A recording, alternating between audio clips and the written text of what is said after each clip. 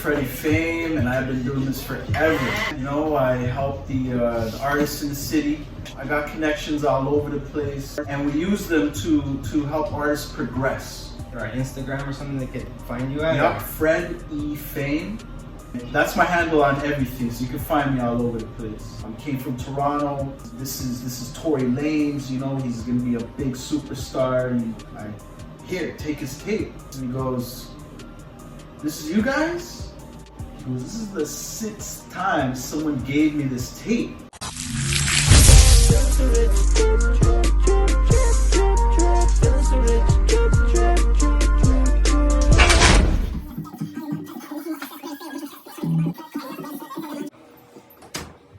Yo, what's good, my people, man? It's your boy Blanco, man, here at the gas strip. Yo, we got Freddy fame in the house. You know what it is, man. What's good, my bro? Everything good? Good to see you. Good to see you. Good, man. So, yo, let the people know, man. Tell them how long you've been doing this shit for, bro. All right, it's your homeboy Freddy fame, and I've been doing this forever. You know, I've been at this for a minute. You know, I help the artists in the city. But right now I've expanded, so I'm in Montreal, I'm in Ottawa, Hamilton, a bunch of other spots too. You know, I got connections all over the place, and we use them to help artists progress. Is there That's like the mission. Is there like a site or an Instagram or something they could find you at? Yep, Freddy fame. That's my handle on everything, so you can find me all over the place. Nice, man. So people could just directly message you right on Freddy Oh, yeah. on Instagram. I like messages, you know. I like meeting new people and seeing where people are at in their career. Yeah. So I could see where I could fit in somewhere, you know. Yeah. See where I can fit in. That's dope, man. So when did you start like doing this, and what was one of your first artists that you started working with in the beginning of your career doing this? How did you like dabble into it? You know, back in the day, when I was like 18, all my friends were older. Yeah. So they were going to clubs and stuff, and I had to stay back and just, you know, figure stuff out. But what happened is people go out on a Saturday, and on Sunday they'd sleep in or whatever. But on a Sunday, I didn't go out. I didn't go out on a Saturday, so on a Sunday, I'd be up early and I would throw events in a park. Great. And I'd have the beer stashed in the garbage with a fresh bag, though. You know, Yeah. I put my own bag and filled it with ice and everything. Dope. And I used to sell beer right in the park. Hustling beers. And that's how I started. And one of those events, someone came up to me and asked me if I wanted to do a club. Okay. And I was like, nah, we're good here, you know? Yeah. I was young, I couldn't even get into clubs anyway. Yeah. So, but he was persistent, you know, every week he'd be like, yo, I just found a spot. Like, yeah, you know, it's all good, you know. And the following week he came back and it was just always something different, you know. I got a DJ now. And I was like, all right, fine, let's do it, you know. It wasn't really something I wanted to do, it was something more someone wanted to do. Yeah. And they included me, so Nice. from there it wasn't even a show, it was an event. Yeah. So we did that, it was a success. You know, I remember that day I was playing security, promoter, host, Damn. everything, you know. That's crazy. And from there, that's when I got the energy. That's when I knew, okay, this is what I want to do, you know. Nice, yo. And did you like start like promoting and then start like managing and stuff, artists and stuff? Managing came after. Way after? Yeah, I threw events at clubs like for years. Yeah. A very long time. And one time I was in Yorkville. Had a really cool spot there. And someone came up to me, they're like, yo, my homegirl, I think it was this girl at the time. He asked me if I can put her on to do a song. Yeah. And I was like, sure, whatever, you know, go ahead. And we did that. And then while I was watching her sing, I was watching people just like being entertained and very, just paying attention to what this girl was doing, you know? Yeah. And the sound wasn't the best because it was just like, you know, just put her on. Yeah. But I saw people clapping, I saw people excited, and I was like, we gotta do this again. Yeah. And it wasn't until later, like a long time after, that I started doing showcases. Okay. And but yeah, so long after. That's crazy. I'm skipping a lot of stuff, but yeah, eventually I got into managing. Yeah. And the first artist I managed was Tory Lanez. Nice, yo. And he was really young. He was like 17. He came up to me. He's like, yo, you know, can you help me? I was like, yeah, sure, you know? Yeah. I was like, send me something. I'm gonna go eat right now. I had a girlfriend at the time. She's making some food or something. I'm like, yeah, I'm just gonna go eat. I'll check this out later. Yeah. But he sent it to me right away. Nice. And I was like, whoa, this guy's on. Before I even got up, the song was already there. Dope. So I checked it out and I was like, I saw everything. I'm like, yo, this kid's a star. I didn't even eat. I got so excited. I called back. I'm like, dude, I need you to come to my spot like right now. Yeah. And we started, you know, and I was like, dude, you're gonna be huge. He's like, how do you know? I'm like, dude, I'm good at this stuff, you know. Like I see the future. Yeah, like I'm good with that kind of stuff. So that's crazy, man. So yeah, I gave him 2 options. Yeah. Just because I was so sure. Option 1 was the 3-year plan. The 3-year plan was to take on Toronto, you know, make a name out in Toronto, and then hit the States. So in 3 years, he was gonna make it. Yeah. He's like, well, what's the other plan? I said, the second plan is the 1-year plan. Yeah. And with that option, it was like, we're going to the States like next week. Yeah. He's like, let's do the 1 year. I said, all right, let's go for it. So I went down to Miami, Atlanta. I stayed there for a month and I refused to budge. I was like, we ain't leaving until something happens for you. He's like, okay, all right. And we started making moves, you know, and that's where I got my management skill, because talking to people, I was doing cold calls, like not even cold calls, like I'd walk downtown Atlanta, someone gave me eye contact, I'd be like, hey, what's up? You get some weed, you know? He's like, yeah, you know, you get some weed. I'm like, yo, you know anyone in the music business? Yeah. And that's what I did to everybody. So slowly I'd get, you know, networked in with everybody. Yeah. And Lanez was like 17, so he couldn't get into clubs. So I had to go to the clubs and pay the DJs to spin the music. Wow. And the best one was Magic City, the most popular strip club in Atlanta. And the guy who was showing me around, he's like, dude, if that DJ plays your song, you pretty much made it. Yeah. So I was like, yo, let's go there, you know? Like, I was so determined. Back then, and I'm still like that, just show me something and I'm going for it, you know? Yeah.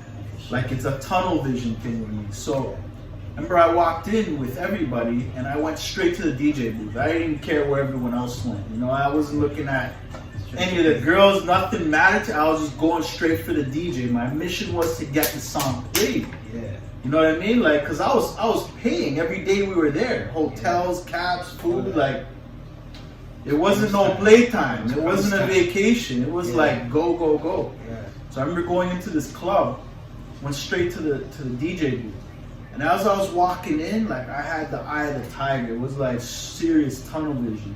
Yeah. And as I was walking in, I was just about to go pay off the bouncer to let me in, and he walked away. So I just walked right in. So I go up to the DJ, and he's like, what the fuck? How'd you get in here? I'm like, dude, I came from Toronto to meet you, bro. Yeah. I didn't know who the fuck it was. Yeah. But I was like, dude, you're famous in Toronto. I came here to meet you. You know, he's like, Toronto? What? He starts wheeling up the track, you know, the whole place. Like, Toronto's in the house, Toronto's in the house. Damn. He's like, yo, respect, thank you. Damn. And when I shook his hand, though, I gave him like $50. Yeah. He's like, what's this for? I'm like, dude, if you can spin this tune, you know, that it would help me go back to Toronto with a nice story to tell. That's huge, man. He's like, yeah, no problem, you know. Gave him the song, whatever, and then I walked out. But that's the mistake I made. I walked out without him playing. Okay. So I waited, and I'm not a waiter type. I'm not. Like, I'm like, I need answers now. Yeah. And so I was waiting and like I couldn't take it, you know? In the meantime though, like Ludacris was playing and you know, like all the Atlanta songs, so I was just getting all this energy. I'm like, I'm in Atlanta, I'm at Magic City, there's no way I can come back without a win. Like there's no way I'll drop a G right now if I have to, but I need this win. And so I went back.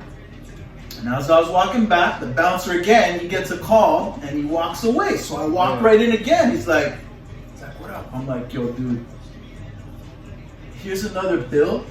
I need this song played. He's like, dude, let me be straight up with you. I'm like, please. He's like, if it sucks, I can't do anything for you. I said, here's another bill just to listen to it. Yeah. And if it sucks, no biggie, you know? Yeah. He just looked at me like, whoa, you're determined. So he's like, all right, I'm gonna check it out. Gave him the CD, I'm like, track 7.